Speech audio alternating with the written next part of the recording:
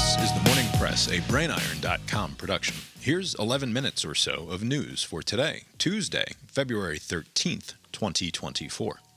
The Senate early Tuesday morning overcame an overnight filibuster led by Kentucky Republican Senator Rand Paul to pass a foreign aid bill that includes $60 billion for Ukraine, $14 billion for Israel, and $10 billion in humanitarian aid, in addition to about another $11 billion in support for countries in the South Pacific. The bill comes on the heels of a failure last week to even allow a compromise foreign aid bill that included border security measures to come to a vote, the lack of which in this package was cited by Lindsey Graham as his reason for voting against.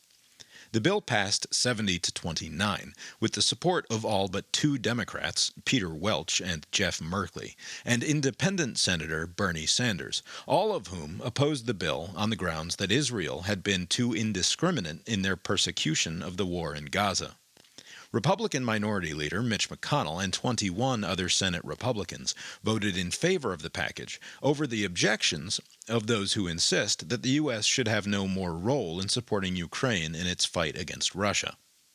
J.D. Vance suggested that the bill contained a secret auto-impeachment trigger against a potential future President Donald Trump because it extends U.S. support into the next presidential term, a concern that can only be understood as extremely silly. The $95 billion package is unlikely to get a vote in the House, as Speaker Mike Johnson has continued to insist that foreign policy aid only be considered after the border crisis is addressed, a concern that is in contradiction with his attempt to push through a standalone Israel bill last week and in contradiction of his stated opposition to the compromise bill put together by James Lankford. The bill could come to the floor if a majority in the House, which would likely include all of the Democrats and necessarily a few Republicans, were to sign a discharge petition.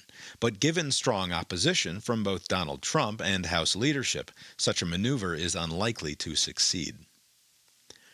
Former President Donald Trump has now publicly called for Republican National Committee Chair Ronna McDaniel to be replaced by North Carolina GOP Chairman Michael Whatley. In addition to Whatley, Trump is endorsing his daughter-in-law, Lara Trump, to be the co-chair of the RNC, and a senior campaign advisor, Chris LaCivita, to become its day-to-day operations leader, a trio that, if installed, would put three fierce Trump loyalists in charge of the RNC, all of whom have expressed no daylight between Trump's views and their own about the 2020 election. A brief editorial aside. It's worth noting that this story, which is being presented as the full Trump takeover of the RNC, is both that and also just kind of more of what has already come before.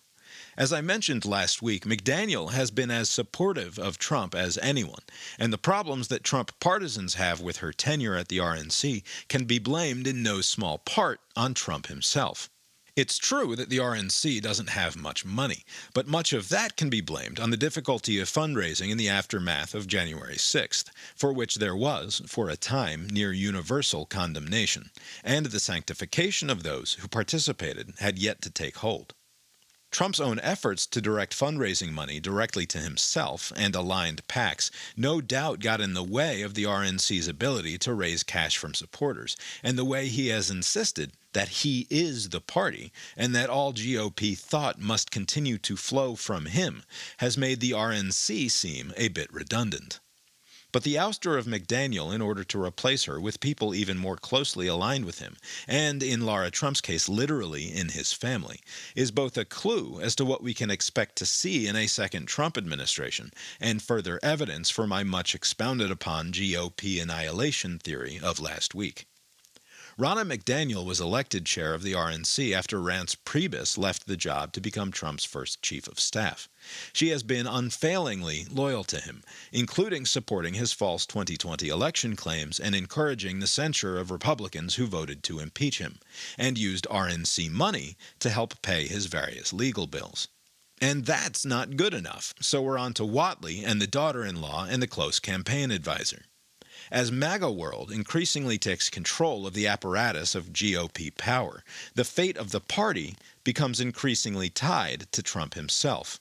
With perhaps the exception of J.D. Vance in the Senate and the success of Trump-supported primary challenges to any GOP congressperson who expresses a hint of Trump independence, all attempts to turn Trump's appeal into broader MAGA electoral success have failed. With Trump consolidating power and influence within the party, MAGA-aligned senators claiming that Mitch McConnell is doing the bidding of Schumer and Biden, and the prospect of a second Trump term with an administration filled with only those who remain loyal even now, I ask again, how in the world does the Republican Party survive Trump's inevitable demise, however or whenever it comes? In briefer news, the theft of a large brass Jackie Robinson statue from a Wichita, Kansas park last month has been determined by police to have been motivated by a desire to melt it down and sell it for scrap, rather than motivated by racial hatred. It is unclear, as of press time, if that means there is less total racial hatred in the world than was previously suspected. More than $300,000 have poured into a GoFundMe since the statue was stolen, money that will be used to cast a new version, with the leftovers used for other park improvements. The Federal Trade Commission released new data claiming that some 690,000 U.S. adults were defrauded out of more than $10 billion last year, an increase of more than $1 billion over 2022 and a new record. The most lucrative scamming activities include business imposter scams, in which fraudsters pretend to be from a major retailer or tech support, and government imposter scams, in which fraudsters pretend to be government employees. If you believe you have been the victim of a scam, feel free to drop your social security number, credit card info, and any relevant personal details that might hint at answers to security questions and bank passwords in the comments section for today's show on the website. And finally, Mardi Gras is tonight, the final opportunity for Catholics to indulge in fatty foods and drink before the Lenten season of fasting begins tomorrow with Ash Wednesday, and an opportunity for thousands of non-denominational party people to gather in the French Quarter in New Orleans to get drunk and parade around half-naked before embarking on a lifetime of precisely that sort of behavior, until they come to terms with the reality of their own mortality, or don't, and simply expire. Now, here's a look at the weather. It seems like the idea of a season of forbearance, a brief time of self-imposed discipline over our appetites, is fairly universal across human culture.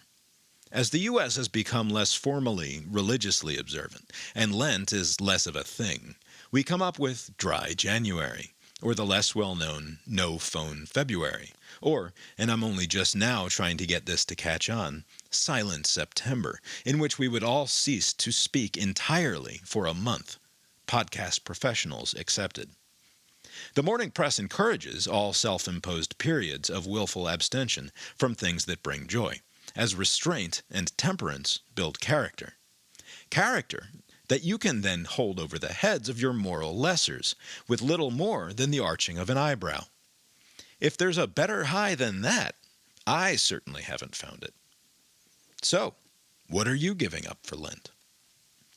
That's the weather from here.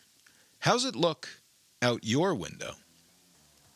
The Morning Press is a production of the BrainIron.com multinational media empire. Please direct comments and complaints to brainironpodcast@gmail.com.